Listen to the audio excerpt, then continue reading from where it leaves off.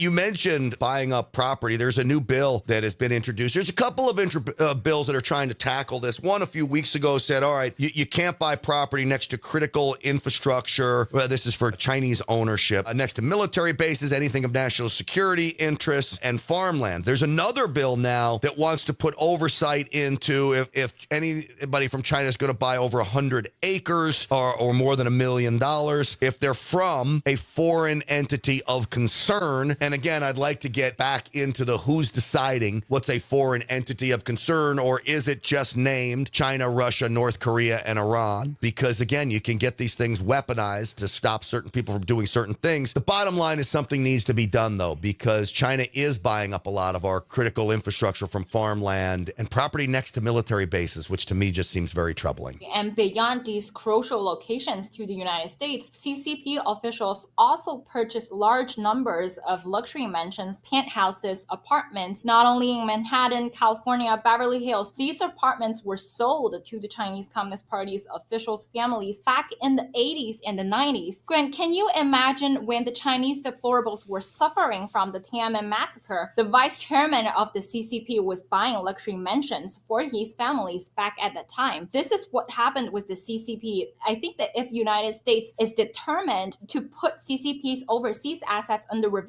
definitely go after these officials' family assets and their locations and their mentions in the United States. This will find you more secrets and more back deals with the Chinese Communist Party. Isn't that interesting? The Chinese Communist Party's infiltration into America is a huge problem, and I'm so grateful for the new federal state of China for pushing back. Thank you.